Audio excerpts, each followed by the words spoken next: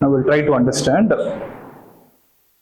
a small concept which is called as the basic properties of charge.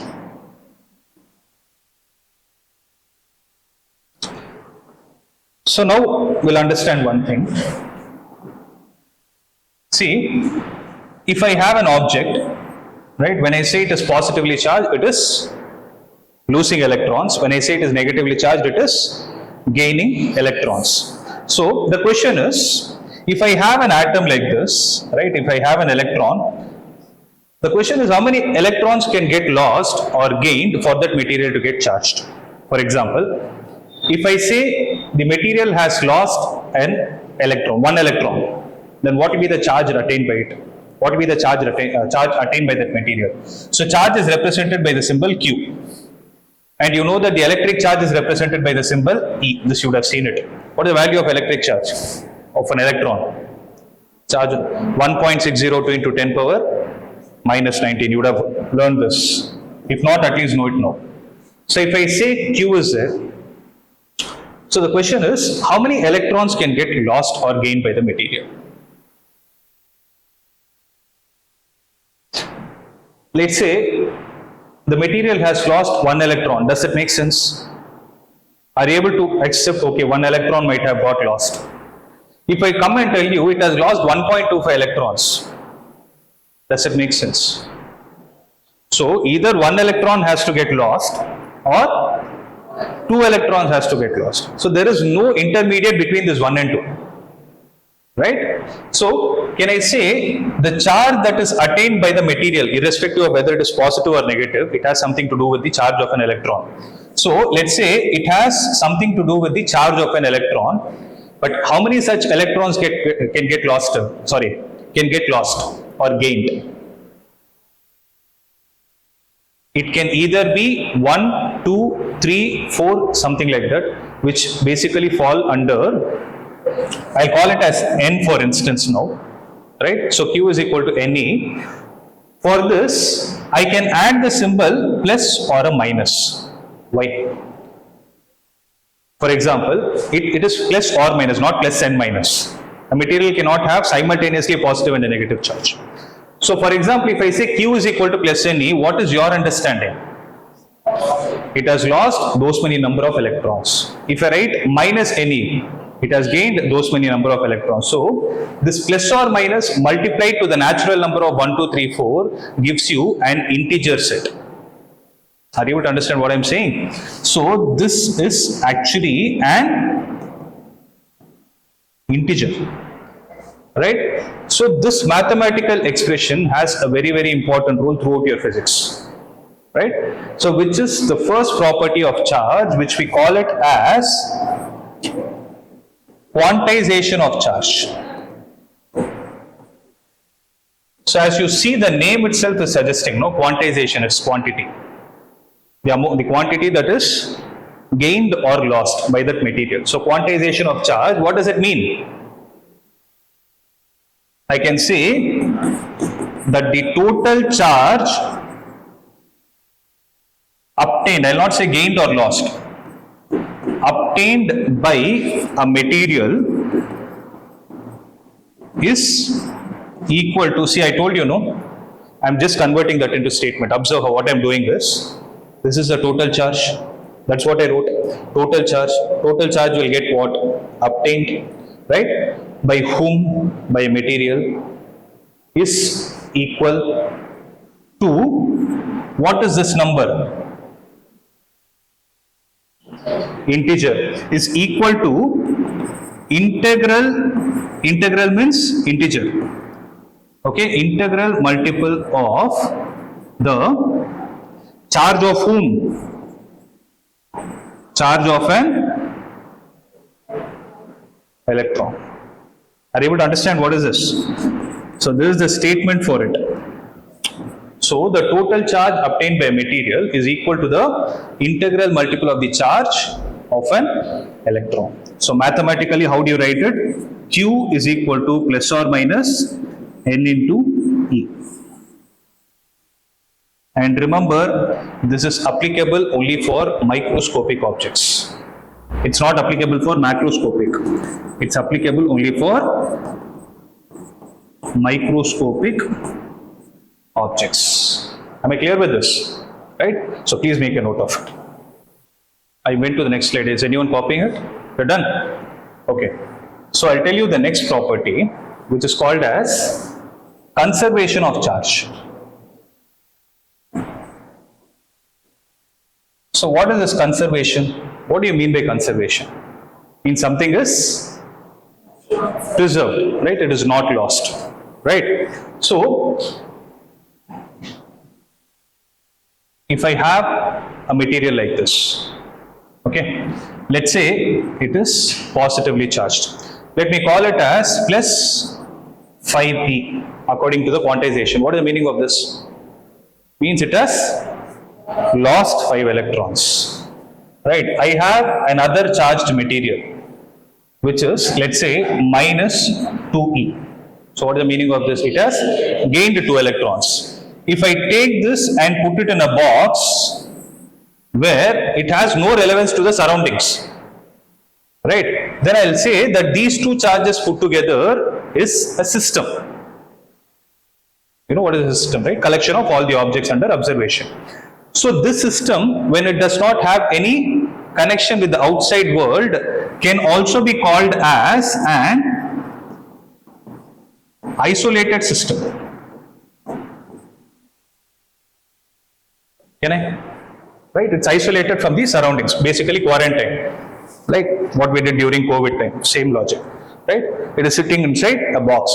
Now the question is, what is the total charge present on this? What is the total charge present on this according to you? It has plus 5e, it has minus 2e. Will you add them numerically or will you add them algebraically? Algebraically in the sense you take the sign into consideration or not? Because this is positive charge, this is negative charge. You need to know how much is the excess amount of positive or negative charge the system possesses. What will you do? Add them algebraically, right? So plus 5e minus 2e, what is it giving you? Plus 3e is the total charge that is present in this isolated system, right? Suppose I bring these two charges in contact and take them away, right? Then let's say this material, the first material now has a charge of plus 3e. If I put a question of what is the charge possessed by the second material, what will you tell me? Provided it is still an isolated system, what will you tell me? So if I call this as x, okay, I don't know whether it is plus or minus, I'm not bothered about it. My logic is, here I know I have plus 3e, here how much do I have? I have plus 3e plus this x. So what has happened? So x will be 0, means what has happened? It has lost its 2 electrons to this material and it has become neutral, right? So this kind of a phenomenon, right? Phenomenon is an observation, right? This kind of a phenomenon where you have an isolated system and the total charge of the isolated system is always a constant. What do I say? The total charge of an isolated system is always a constant. Then you call that kind of a property as conservation of charge. So consolidating all these information, I can give you a statement like this. What do I say? For an isolated system, the total charge of the system is always what? A constant. Yeah, same is also right. Is always a constant. And this kind of doing a mathematical operation is what is called as additive nature of charge. See, with this I have actually explained you two properties. So you did a mathematical operation, no? That mathematical operation is called as the additive nature of charge. So what does it tell you? For a system of charges that you have, you need to add them algebraically, or you need to add them algebraically.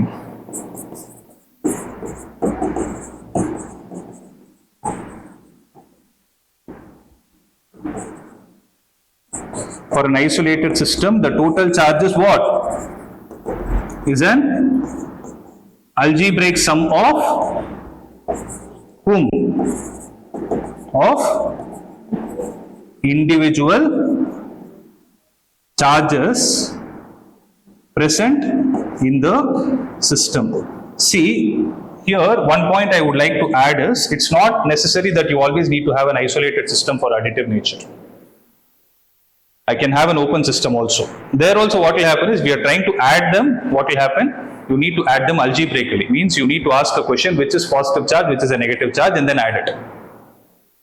Are you able to understand? I just added the word isolated system so that you will add, you will have a connection between these two terms. Am I clear with this? Right? Just make a note of it. Okay, till now we were discussing things theoretically, but you didn't understand, no? What is this redistribution, all those things. So for that we need to actually visualize how exactly charges are going to behave. Right? So shall we do a small activity to see that? Who's coming? Who wants to come and try? No? You? Come. You will not get any shock or something, don't worry. It's not that much charge also. It's a very, very, very basic activity. Okay? Can you explain them what do you have here? So this is what material is this? Plastic. You have a plastic material. And what are you able to see at the bottom? Aluminum foil. You are able to see an aluminum foil, and what are there here? Foil balls. So balls are there, and you have some? Foil. And these are also. Balls. So you have some thermocol balls also here. Okay. So when you see it from this angle, how is it appearing to you? Like, where are the balls actually? They are settled at the bottom. They are closer to the aluminum foil which is spread at the bottom, the bed. Okay. Now, the question is, if you take this cloth, okay, how much ever energy you have, apply and rub it on the top.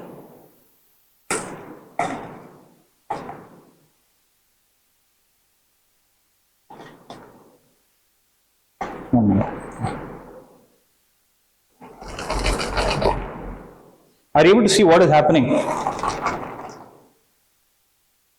Are you able to see something jumping inside?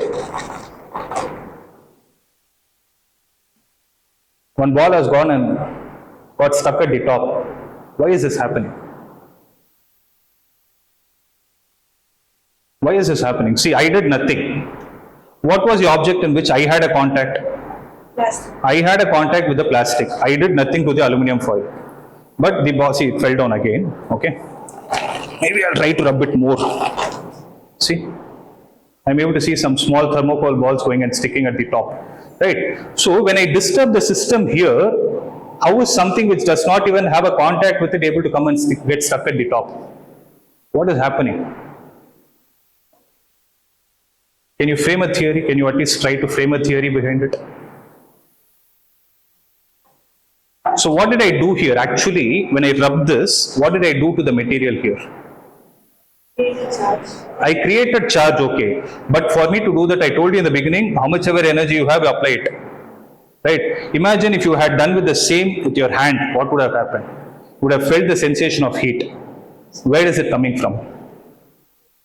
It's friction, obviously, right? So due to friction, what is happening here is, the atoms which are present here, the electrons which are present for the atoms at the surface are either getting lost or gained from this material.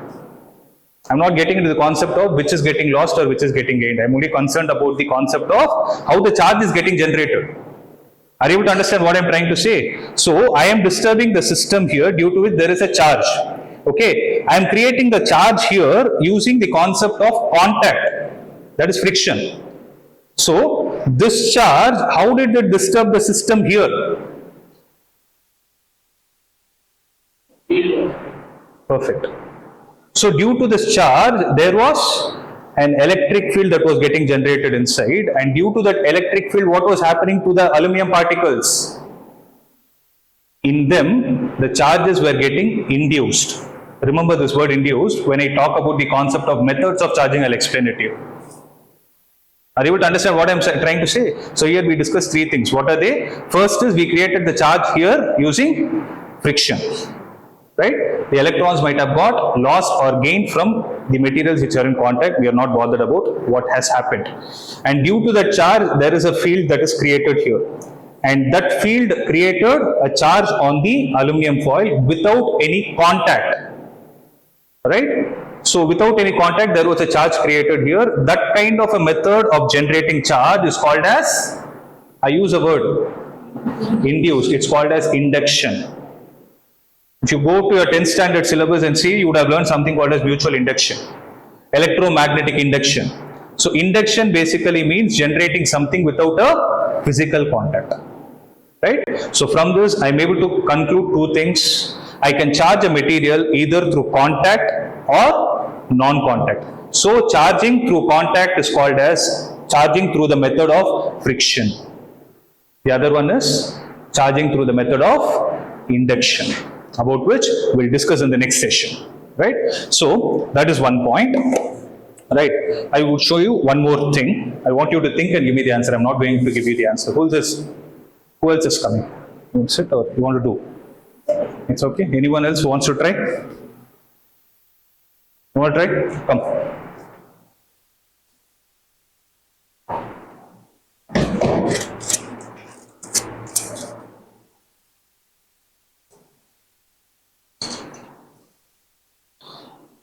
So, I have a notes app here. Okay? I have a notes app in which, are you able to see this? What is this? What symbol is that? Basically a pen with which I can scribble on top of it. Right? Okay, let me clear it. I'm not interested in this. Now, what I do is, this pen, right? Touch it with your hand. It's working. Right? Write and see. It's working. Okay, erase it. Undo. Write with this and see. Is it working? Why? Sensor. You don't go till sensor. Your finger has a sensor. No, right? What does a finger have? Is this something magical? You don't use friction at all. You touch also, you can write it. You don't apply pressure. No pressure, see? I touch also, I'm able to, what pressure did I apply? Nothing. I touch also, I'm able to write it. But what has happened? What is actually getting transferred? It is a charge. Right? So it is a charge that is getting transferred. So, show that, no? What is this material? It's a basic, you have a plastic here, non-conducting. What about this?